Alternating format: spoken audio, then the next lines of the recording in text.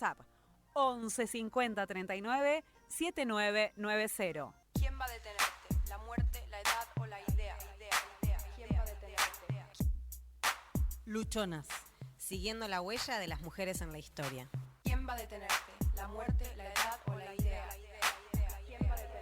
De tanto que siente eufórica, antes que histérica, histórica, de tanto encanto, pictórica, de tan gustosa, rica.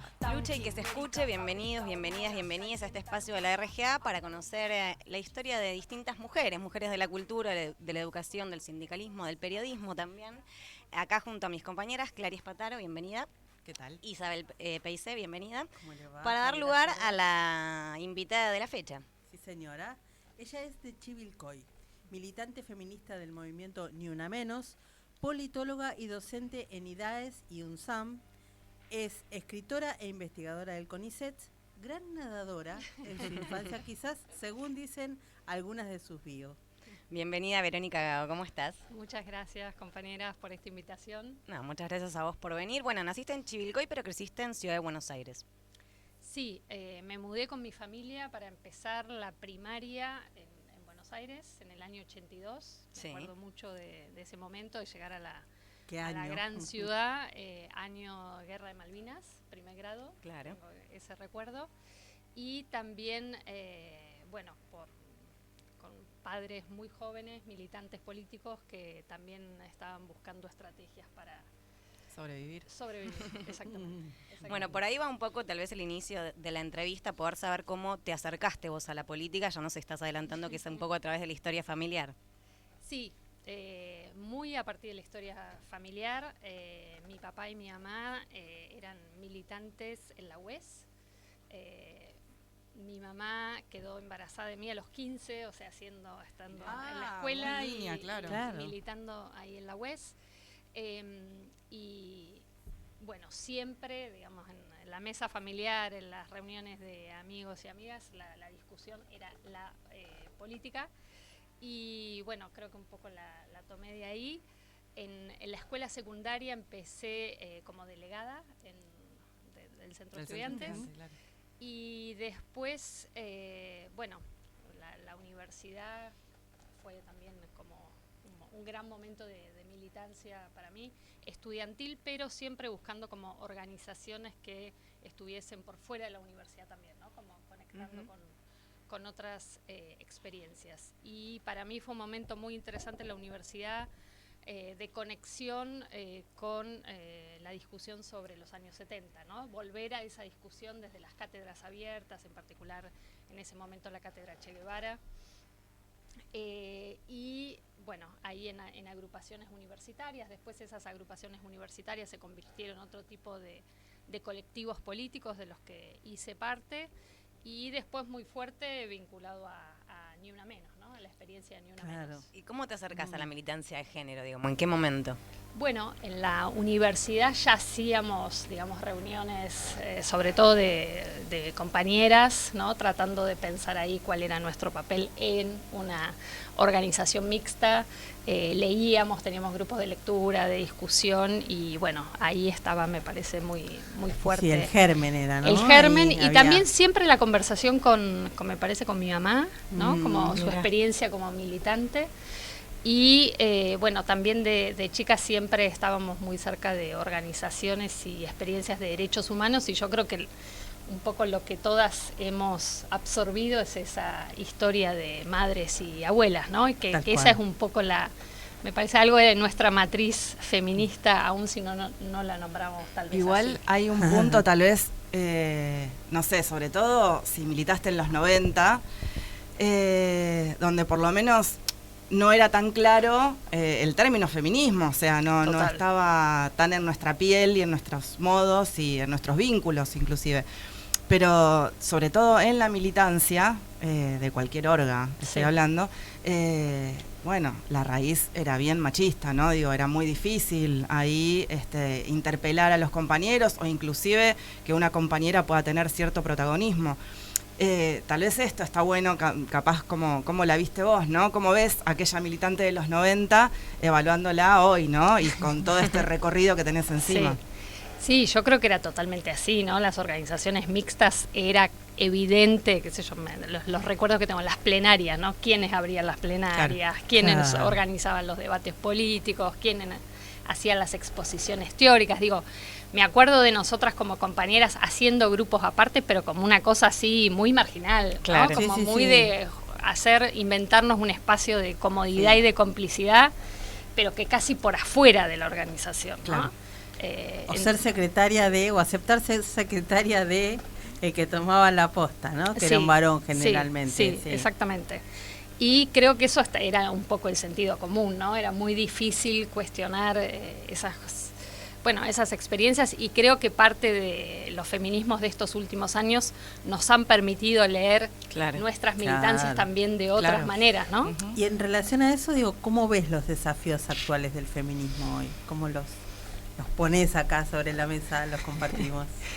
Bueno, yo creo que la sensación de derrota que tenemos con este gobierno es como muy generalizada, ¿no? Y es como un punto de partida bastante transversal. No me gusta últimamente que está tan de moda culpabilizar a los feminismos, ¿no? Sí, que total, esto es algo que venimos escuchando desde la época de la campaña electoral del año pasado. Y creo que esa culpabilización encima es dolorosa, porque no es solo de los sectores de ultraderecha, de los que podemos esperar que venga, sino también de sectores de muchos aliados, compañeros más propios. Exactamente. Entonces creo que eso es parte de la derrota, ¿no? De que venga de espacios tan cercanos esa culpabilización de los feminismos, ese pase de factura, esa manera de encontrar el chivo expiatorio para no abrir otras discusiones, para no hacerse cargo, en todo caso, de otros debates que no pudimos dar, que no supimos dar, que nos quedamos cortas en cómo hacerlo, etcétera. Entonces creo que esa es una primera cuestión, ¿no? Cómo hacer un balance de cómo llegamos a esta derrota sin introyectar la culpa, ¿no? Que es lo que nos quieren permanentemente generar. Eso en primer lugar. Después creo que estamos en esta situación en la cual es muy difícil sostener espacios de militancia por, lo que sabemos, ¿no? La urgencia económica, el desgaste, el agotamiento, permanentemente está en una situación de emergencia que creo que estamos experimentando hasta incluso peor que lo que fue la emergencia en pandemia. Tal cual, ¿no? Sí. Es una continuidad, pero a la vez es una intensificación y es otro tipo de aturdimiento, me parece, en el que estamos frente a noticias catastróficas permanentemente, maneras en que tenemos que estar reaccionando y el desgaste se va sintiendo. Y me da la sensación a veces de que en esa vorágine se intenta instalar de que hoy no es urgente esto. Digo, hay que avanzar por otras cosas, digamos, y de no comernos también ese buzón, ¿no? De que hoy no es momento de discutir cuestiones de género, ponele. Totalmente, y creo que cuando las compañeras, por ejemplo, de la economía popular, cuando hacíamos las discusiones para el 8 de marzo, dijeron, este año la prioridad es el hambre. Y las compañeras de sindicalismo feminista dijeron, es el hambre y es el trabajo. Ahí me parece que pusimos la agenda que sigue siendo la agenda principal, la agenda urgente, y sin embargo se le quiere correr, digamos, la importancia que ha tenido los feminismos y el movimiento feminista en plantear con tanta claridad lo que hoy está siendo lo fundamental y lo que también está siendo este obstáculo a la hora de organizarnos, de profundizar la lucha, de intensificar hacia dónde vamos, ¿no? A mí me parece interesante esto que decís, porque, no sé, yo siempre lo trato de remarcar, ¿no? La agenda feminista es la agenda de la clase trabajadora, y cómo cuesta que justamente desde los espacios más propios, esto que vos decís, desde la ultraderecha, de la derecha, al fascismo, lo esperamos, digo, desde los espacios más propios, cuesta un poco más, ¿no? De digerir que no sea parte de la agenda general, porque después empiezan a habilitarse otras prácticas que son las que venimos como padeciendo en estos últimos meses, último año, sobre justamente, ¿no? Las mujeres y sobre todo a las diversidades sexuales, ¿no? Digo, el triple lesbicidio de Barracas es un claro ejemplo de cómo penetra justamente el discurso de odio en la población general y sobre todo también en las clases más populares, tal vez, ¿no? Cómo se hace para salir de ese atolladero al que, nos vimos como impuestas a transitar. Total, me parece que lo de la masacre de Barracas, muestra esa escena de odio que están armando para tramitar contra lesbianas, travestis, personas no binarias, el odio que genera la frustración cotidiana, ¿no? Yo creo que ahí se está discutiendo mucho cómo es este mecanismo en los cuales vos sentís inseguridad económica, existencial, laboral, y frente a esa sensación de inseguridad necesitas convertir, hacer una suerte de transmutación de ese odio y de esa inseguridad en odio hacia otro que está cercano, cercana. Pero que ese odio también va de la mano de la política de la crueldad que quieren instalar, ¿no? Y cómo también, cómo hemos intentado frenar desde los feminismos también esa política de crueldad. Venimos perdiendo claramente, pero lo que digo es, ¿cómo nos seguimos parando desde ese lugar? ¿Cómo lo ves? Yo creo que ese término, crueldad, por ejemplo, fue instalado desde los feminismos, desde los debates teóricos, conceptuales, pero sobre todo políticos, y hoy es una categoría que sirve para entender esta realidad de modo general.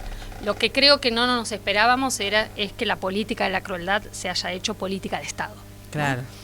Y hoy tenemos un gobierno que efectivamente lo que hace es antifeminismo de Estado, que es un tipo específico de antifeminismo. Una cosa es que haya antifeminismo de ciertos sectores conservadores, tradicionales. Otra un poco cosa, más lavado. Exacto. Claro. Otra cosa es que eso sea programa político y esté sistematizado como una política de Estado. Entonces esto legitima este nivel de odio, de crueldad, pero sobre todo habilita este mecanismo que me parece que es lo más preocupante, que frente a la precariedad generalizada tenés una manera de convertir de transformar esa inseguridad en odio, ¿no? Y que además ese odio es una manera de autoafirmarte, porque si vos estás insegura, que no sabes si vas a pagar el alquiler, si vas a tener laburo, la manera de afirmarte no es diciendo, bueno, a ver, ¿cómo hacemos para resolver esta inseguridad? Sino decir, bueno, esto lo tengo que transformar en odio, y además odio no hacia arriba, odio horizontal o hacia abajo, ¿no? Que esa es otra de las problemáticas que creo que tenemos, un resentimiento, siempre hacemos el chiste con Lucy, mal direccionado. Claro.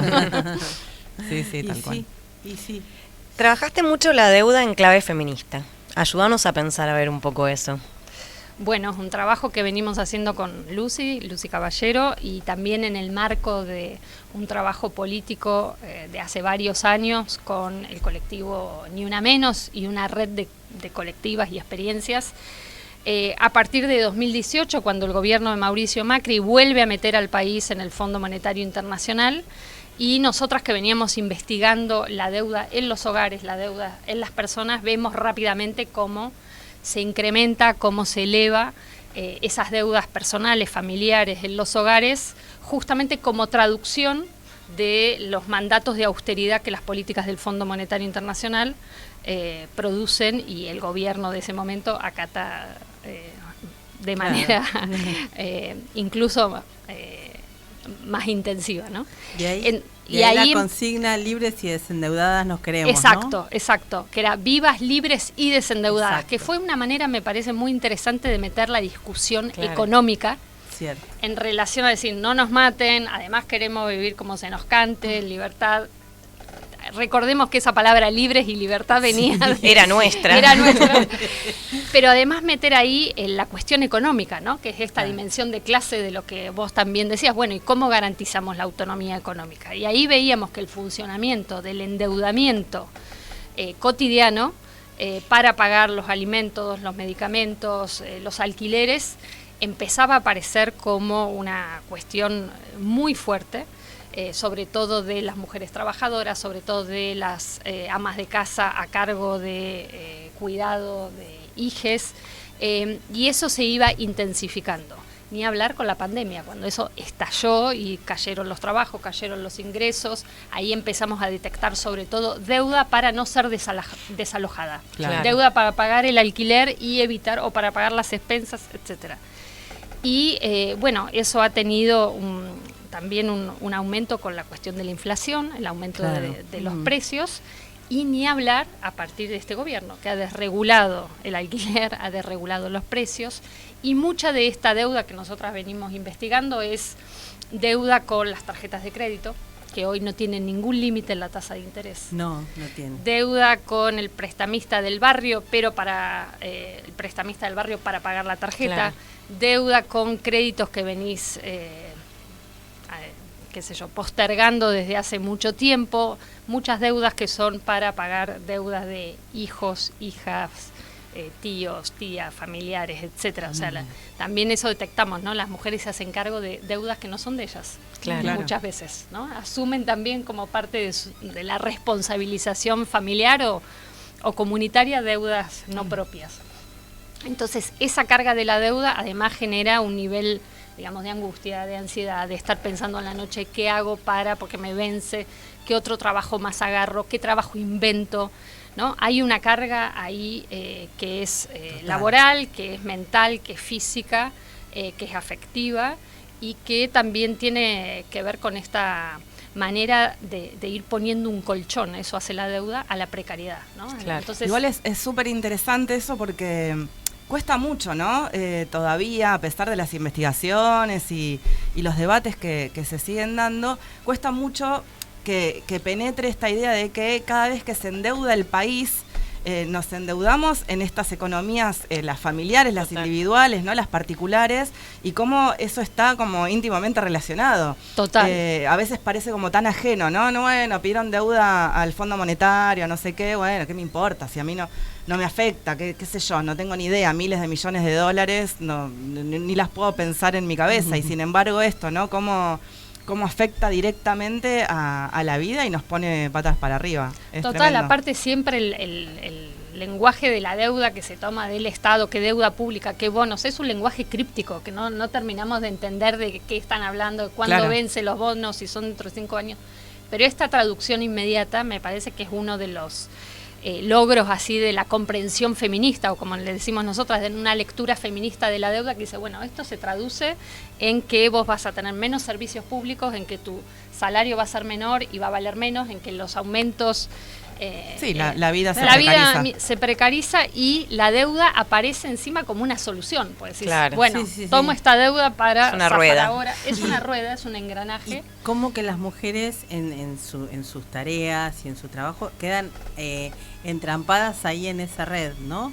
Y terminan siendo las deudoras, Exacto. finalmente, para la Exacto. sociedad, ¿no? Y además lo que vemos es que son las mejores pagadoras. Claro. Las Sí. que más se esfuerzan, las Es que verdad. hacen de todo por no incumplir, las que empiezan a inventarse esto que decíamos, más trabajos, se hacen cargo incluso de deudas que no son propias, porque está esta idea de que ellas no se van a fugar, ¿no? De que tienen una Claro. responsabilidad con su familia, con su territorio, que no van a desaparecer.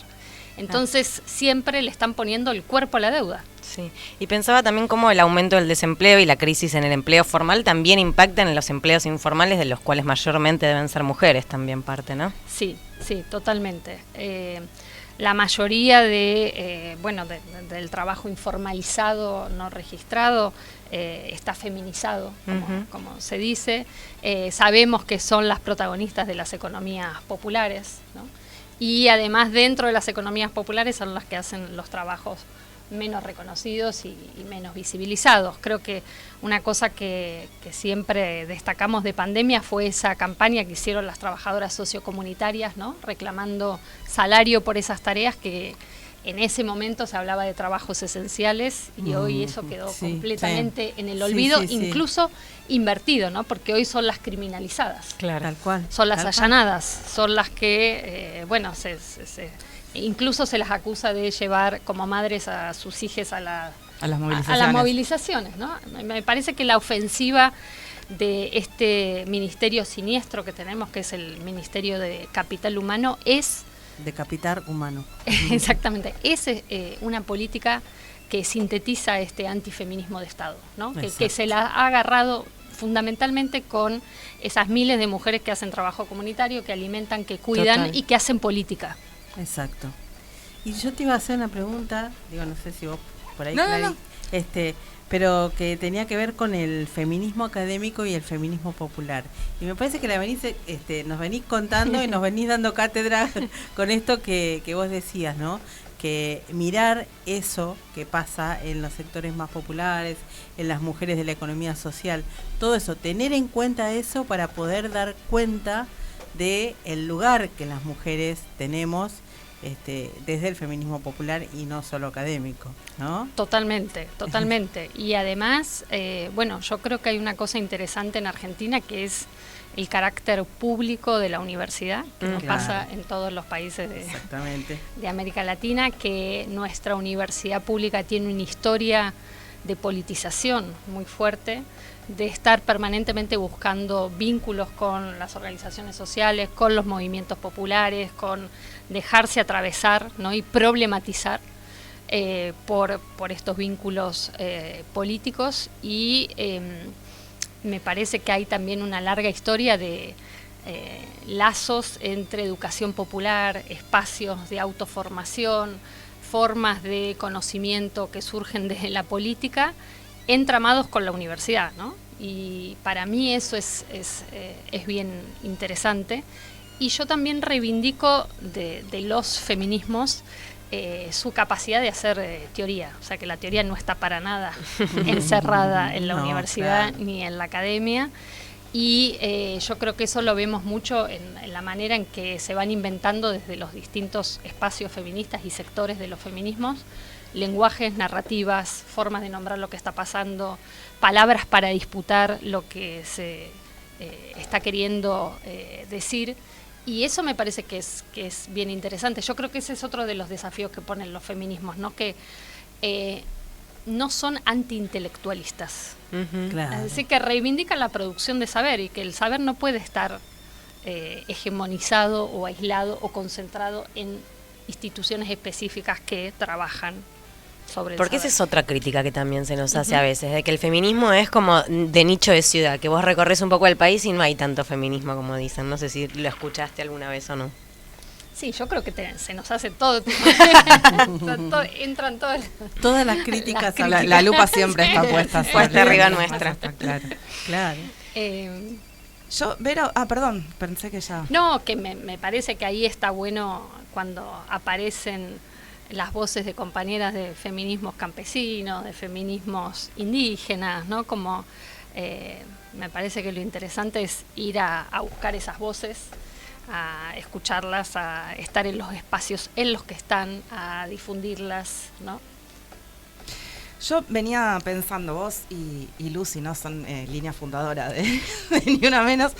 Y cómo fue todo este proceso de ya, casi 10 años, ¿no?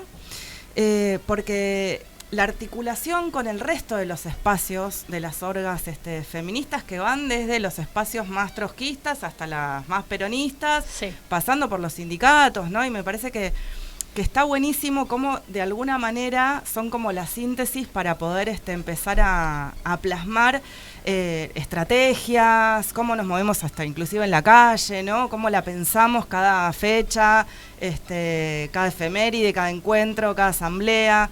Qué potencia tiene, ¿no? Ese espacio que supimos construir y que no se da en todos los espacios mixtos, porque de hecho lo vemos hasta inclusive en las movilizaciones, ¿no? En cada movilización feminista hemos logrado, no sin tensiones, no sin debates y no sin asambleas eternas, pero digo, lo logramos porque entendemos cuál es el objetivo y nos ponemos, ¿no? Como esa meta superadora de los conflictos que podamos tener, y sin embargo no se puede eso trasvasar al resto de nuestras propias organizaciones, ¿no? Sí. ¿Qué tiene el feminismo que no se puede traspasar al resto de la orga? Sí, creo que esa es la pregunta política interesante también, por lo cual muchas veces se quiere desarmar a los feminismos, ¿no? Porque esa potencia que vos decís, articuladora, transversal, de que logra poner algo de esa fuerza colectiva, después nos nutrimos todas y todes de distintas maneras, pero hay algo de esa masividad para mí, que es lo interesante que se ha logrado en estas instancias de articulación, lo que ha dado como un cambio en el umbral histórico de eso que llamamos movimiento feminista, no porque sea totalmente inédito, no porque no tenga historia, genealogías, ¿no? figuras históricas importantísimas, pero creo que siempre la pregunta es cómo se sigue tejiendo esa masividad, ¿no? Y cuáles son los trabajos, los esfuerzos, la dedicación de tiempo, las responsabilidades para sostener algo de esa masividad, ¿no? Me parece que ahí hemos encontrado una sensación de fuerza histórica que creo que no queremos dejar que se nos vaya, ¿no? Y sabemos que es un trabajo enorme, las asambleas, que sabemos que muchas veces son muy tediosas, que hay momentos en que son más atractivas y momentos que pueden ser expulsivas incluso, sí, ¿no? Pero creo que hay una persistencia ahí que es seguir manteniendo abierta la pregunta de cómo seguimos sosteniendo masividad. Yo creo que hoy lo más difícil en los colectivos es sostener, ¿no? Porque, bueno, se hace difícil los vínculos, se hace difícil eso, seguir teniendo objetivos comunes, se hacen difíciles las relaciones personales, pero creo que hay una sensación de responsabilidad en los feminismos de haber marcado una experiencia de fuerza bastante inédita, que bueno, que no queremos dejar de lado, ¿no? Y a mí me interesa mucho también además cómo irán procesando las generaciones más jóvenes esas experiencias, ¿no? O sea, las que se acostumbraron a ver marchas feministas muy grandes, ¿no? Claro, y sobre todo en estos momentos que lo que nos están pidiendo es que repleguemos, ¿no? Porque justamente, no sé, la destrucción del Ministerio de Mujeres, Géneros y Diversidad, digo, todas las políticas públicas con perspectiva de género, los feminismos en general, ya, como vos decías al principio, no desde este gobierno, ya desde un rato antes, nos están pidiendo, bueno, calma, no es ahora, ya tuvieron suficientes conquistas, ponele. Calma, y esto que ya vino totalmente a traer ya otra cosa, ¿no? Porque no es que lo metió bajo de la alfombra, lo puso arriba de la mesa y lo destruyó. Exacto. ¿Cómo se hace en estos tiempos en los que nos están pidiendo esto, repliegue? Que hasta inclusive las propias compañeras muchas veces, yo ya tengo miedo de salir a la calle. Digo, para las mujeres cis heterosexuales, ponele que te escondés los pañuelos y zafás en la calle. Digo, a una traba, a una lesbiana, no sé, digo, es más difícil. Totalmente. Y entonces es lógico el miedo, porque el miedo está en la calle y la violencia física está en la calle y los insultos y no... todo lo que estamos padeciendo. ¿Cómo se hace para reforzar ahí y no perder todo el camino que hemos logrado conquistar? Sí, para mí eso que decís es clave, ¿no? Porque el miedo es información política. Sí. O sea, no es que decimos simplemente no tenemos que tener miedo. No, el miedo es un índice en el cuerpo de lectura de la situación, y en la calle es eso lo que estás diciendo. Y los mensajes desde el poder, que son hoy te pueden matar, hoy te pueden acosar, hoy te pueden hacer meter presa y no pasa nada, o pasa poco, o tienen menos capacidad de reaccionar, ¿no? Entonces creo que ese es el poder. El disciplinamiento. El disciplinamiento clarísimo. Ese es un punto. Yo creo que tuvimos 6 meses desde que empezó este gobierno de mucha movilización, de mucha organización, de paro feminista, de derechos humanos, la educación pública, etcétera, y con la represión del 12 de junio lo que quisieron poner es un fin a esa dinámica. Es un cambio en la fase represiva, además de una intensificación, ¿no? del empobrecimiento, que hace, como decíamos antes, cada vez más difícil movilizarse. Claro. Sí. Entonces, espacios de cuidado, ¿no? Me parece que son clave. Espacios para seguir encontrándonos en complicidad y tejer ahí fuerza, que por ahí tal vez ahora no se traduce en una enorme movilización, pero hay que seguir como sosteniendo, y sobre todo sosteniéndonos entre compañeras y compañeros, ¿no? Claro. Volver a juntarse a tejer en el garage, por ejemplo, ¿no? Y clave espacios como este, donde podamos reflexionar junto a compañeras que puedan transmitir todo lo que nos estás contando. Ya estamos llegando como a la hora, no sé si Clary querés hacer la pregunta de cierre, tener una reflexión para despedida. No, a mí qué sé yo, me encanta pensar, porque digo, venimos ya a esto, ¿no? Como tejiendo hace rato desde los distintos espacios. A mí me toca hoy desde el sindicalismo y la verdad es que es como esto que vos inclusive decías, ¿no? Como seguir potenciando lugares estratégicos para seguir formándonos, para seguir pensándonos y sobre todo en estos tiempos que son tan de la crueldad planificada, ¿no? Sí. Y que esto, ¿no? Como tenemos que sí o sí repensarnos también con todo lo que eso significa, ¿no? Porque desde los feminismos también nos ponemos siempre la vara súper alta, como que tenemos que salvar el mundo, claro. Y bueno, pero de alguna manera de eso se trata, ¿no? De seguir tejiendo, de seguir armando. Ahora se viene el encuentro de Jujuy con todo lo que está costando también eso. Pero bueno, también es un momento y un lugar para seguir encontrándonos y sobre todo esto, para seguir levantando la voz, seguir pensando, cómo superar esta etapa, porque esta pesadilla en algún momento va a terminar. Total. Y bueno, cómo vamos a afrontar lo que venga, y sobre todo qué referencias vamos a seguir, ¿no? Generando a partir de esta instancia que nos toca vivir, porque esto me parece fundamental, ¿no? Para pensar el de acá en más. Tenemos que empezar a generar referencias que guíen algún camino para cuando esto termine, ¿no? Que florezcan las flores alrededor nuestro, nosotras mismas, digo, ¿no? Repensar desde ahí, porque la salida tiene que ser feminista, digo, yo al contrario de esto que nos proponen, no replieguen porque, no, bueno, fortalezcamos, ¿no? Empecemos a salir con más fuerza todavía, porque de esto también se tiene que salir con feminismo. Así que creo que desde Ni Una Menos, desde el lugar que vos ocupás, que Lucy ocupa, y todo lo que se va como generando en ese engranaje, ¿no? de los feminismos organizados, bueno, es la salida. Yo creo que es por ahí. Gracias, Vero Gago, por visitarnos. Esto fue Lucha y que se escuche y nos vemos la semana que viene. Muchísimas gracias. Un título tiene lencería erótica, se pone romántica un poco, afónica un poco, histriónica, te